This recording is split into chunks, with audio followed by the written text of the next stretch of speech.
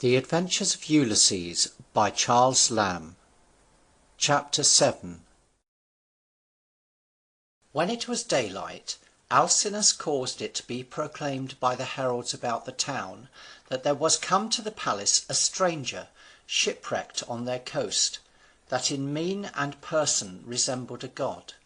and inviting all the chief people of the city to come and do honour to the stranger.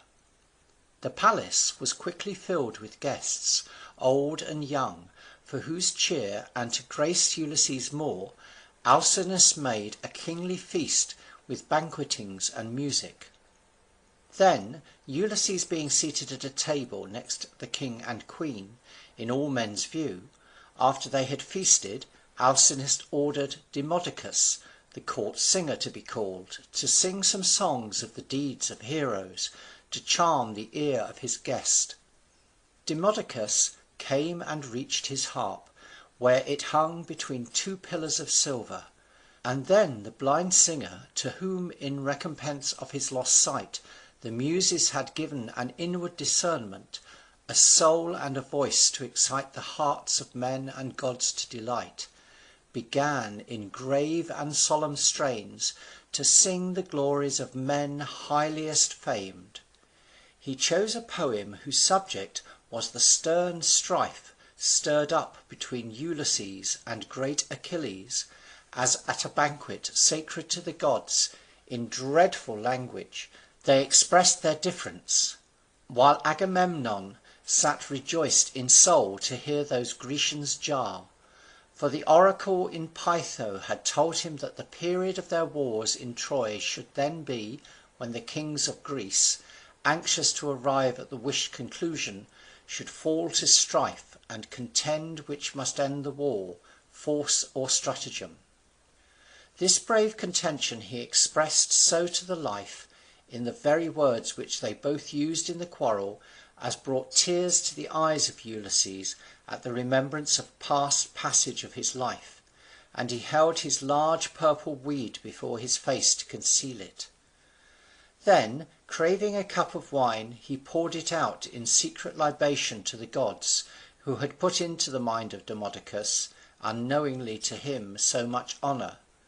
But when the moving poet began to tell of other occurrences where Ulysses had been present,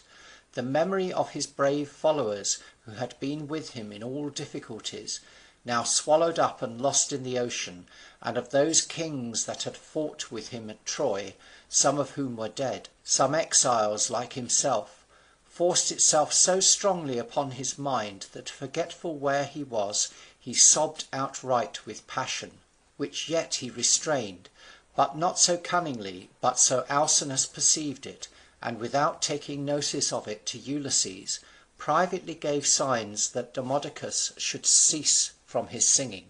Next followed dancing in the Phaeacian fashion, when they would show respect to their guests, which was succeeded by trials of skill, games of strength, running, racing, hurling of the quoit, mock fights, hurling of the javelin, shooting with the bow, in some of which Ulysses, modestly challenging his entertainers, performed such feats of strength and prowess as gave the admiring Phaeacians fresh reason to imagine that he was either some god, or hero of the race of the gods. These solemn shows and pageants in honour of his guest king Alcinous continued for the space of many days, as if he could never be weary of showing courtesies to so worthy a stranger. In all this time he never asked him his name, nor sought to know more of him than he of his own accord disclosed, till on a day, as they were seated feasting, after the feast was ended, Demodocus being called, as was the custom, to sing some grave matter, sang how Ulysses, on that night when Troy was fired, made dreadful proof of his valour, maintaining singly a combat against the whole household of Deiphobus, to which the divine expresser gave both act and passion, and breathed such a fire into Ulysses's deed that it inspired old Death with life in the lively expressing of slaughters, and rendered life so sweet and passionate in the hearers that all who heard felt it fleet from them in the narration, which made Ulysses even pity his own slaughterous deeds, and feel touches of remorse, to see how song can revive a dead man from the grave, yet no way can it defend a living man from death. And in imagination he underwent some part of death's horrors, and felt in his living body a taste of those dying pangs which he had dealt to others, that with the strong conceit, tears, the true interpreters of unutterable emotion, stood in his eyes. Which King Alcinous noting, and that this was now the second time that he had perceived him to be moved at the mention of events touching the Trojan wars, he took occasion to ask whether his guest had lost any friend or kinsman at Troy, that Demodocus's singing had brought into his mind. Then Ulysses, drying the tears with his cloak, and observing that the eyes of all the company were upon him, desirous to give them satisfaction in what he could, and thinking this a fit time to reveal his true name and destination, spake as follows: The courtesies which ye have all shown me, and in particular yourself and princely daughter, O King Alcinous, demand from me that I should no longer keep you in ignorance of what or who I am. For to reserve any secret from you, who have with such openness of friendship embraced my love, would argue either a pusillanimous or an ungrateful mind in me. Know then that I am Ulysses, of whom I perceive ye have heard something, who heretofore have filled the world with the renown of my policies. I am he by whose counsel, if fame is to be believed at all, more than by the united valour of all the Grecians, Troy fell. I am that unhappy man whom the heavens and angry gods have conspired to keep an exile on the seas, wandering to seek my home which still flies from me. The land which I am in the quest of is Ithaca, in whose ports some ship belonging to your navigation famed Phaeacian state may haply at some time had found a refuge from tempests. If ever you have experienced such kindness, requite it now, by granting to me, who am the king of that land, a passport to that land. Admiration seized all the court of Alcinous to behold in their presence one of the number of those heroes who fought at Troy, whose divine story had been made known to them by songs and poems, but of the truth they had little known, or rather they had hitherto accounted those heroic exploits as fictions and exaggerations of poets. But having seen and made proof of the real Ulysses, they began to take those supposed inventions to be real verities, and the tale of Troy to be as true as it was delightful. Then King Alcinous made answer: Thrice fortunate ought we to esteem our lot, in having seen and conversed with a man of whom report hath spoken so loudly, but, as it seems, nothing beyond the truth. Though we could desire no felicity greater than to have you always among us, renowned Ulysses, yet your desire having been expressed so often and so deeply to return home, we can deny you nothing, though to our own loss. Our kingdom of Phaeacia, as you know, is chiefly rich in shipping. In all parts of the world where there are navigable seas, or ships can pass, our vessels will be found. You cannot name a coast to which they do not resort. Every rock and every quicksand is known to them that lurks in the vast deep.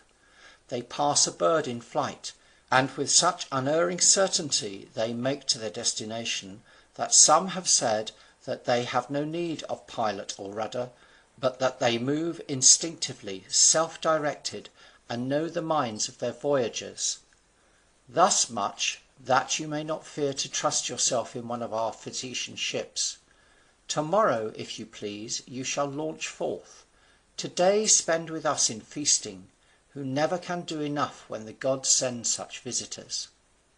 Ulysses acknowledged King Alcinous's bounty, and while these two royal personages stood interchanging courteous expressions, the heart of the princess Nausicaa was overcome. She had been gazing attentively upon her father's guest as he delivered his speech, but when he came to that part where he declared himself to be Ulysses, she blessed herself and her fortune that in relieving a poor shipwrecked mariner, as he seemed no better, she had conferred a kindness on so divine a hero as he proved.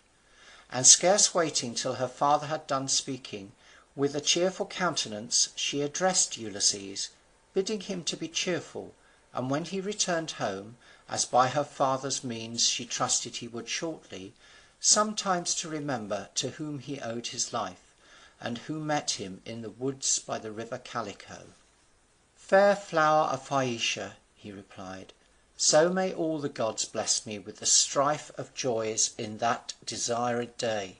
Whenever I shall see it, as I shall always acknowledge to be indebted to your fair hand for the gift of life which I enjoy, and all the blessings which shall follow upon my home return. The gods give thee, Nausicaa, a princely husband, and from you too spring blessings to this state." So prayed Ulysses, his heart overflowing with admiration and grateful recollections of King Alcinous's daughter. Then, at the king's request, he gave them a brief relation of all the adventures that had befallen him since he launched forth from Troy,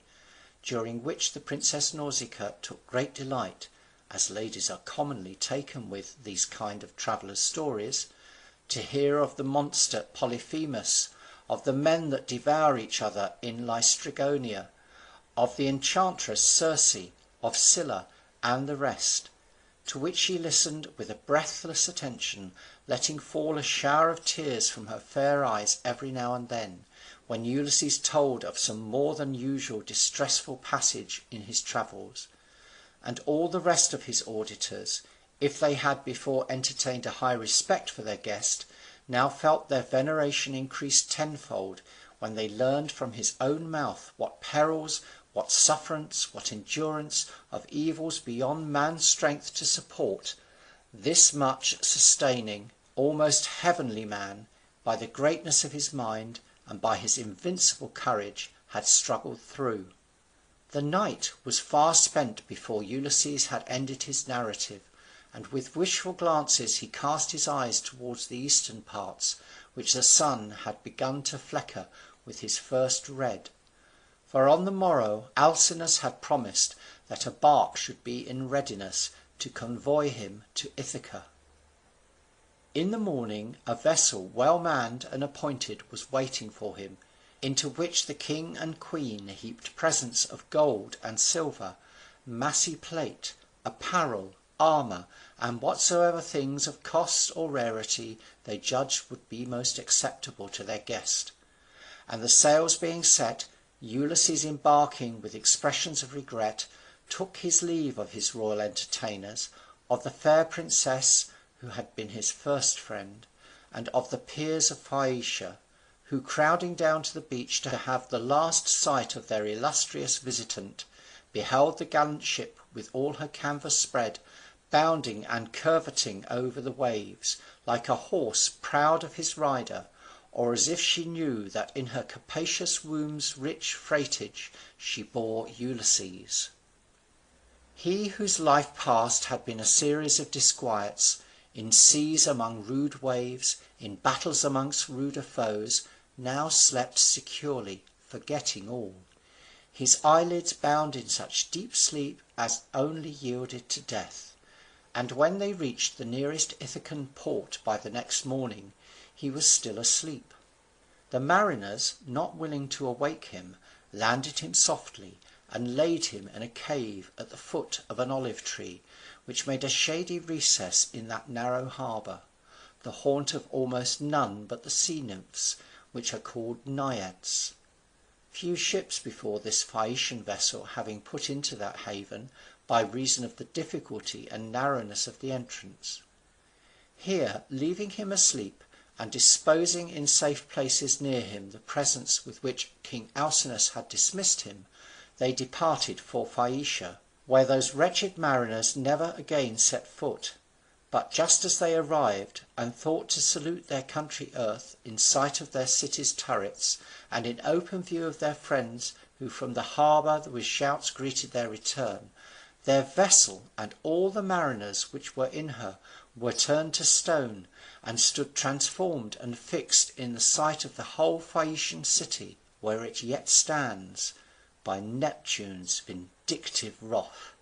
who resented thus highly the contempt which those Phaeacians had shown in convoying home a man whom the god had destined to destruction.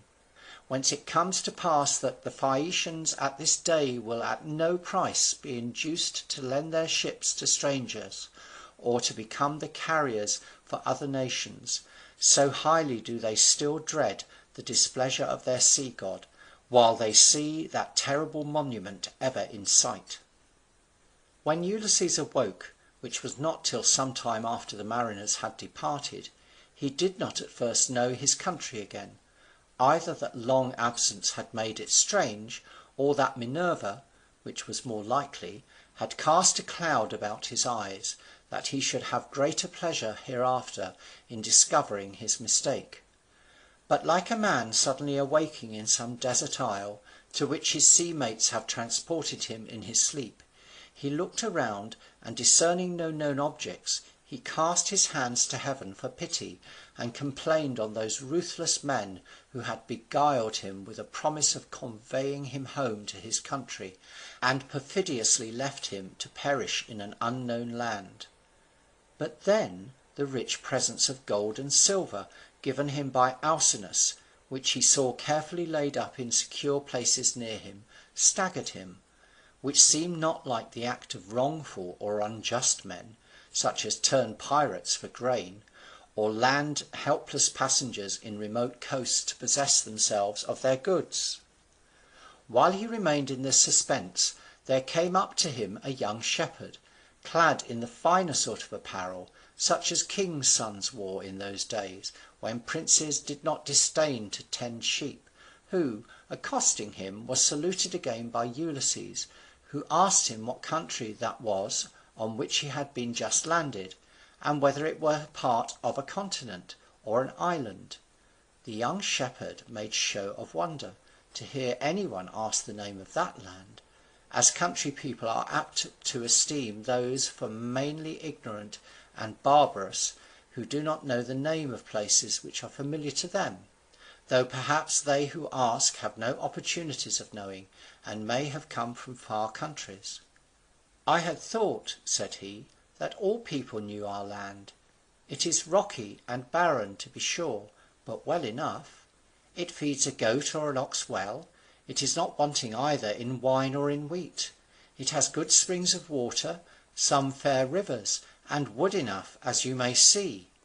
It is called Ithaca. Ulysses was joyed enough to find himself in his own country,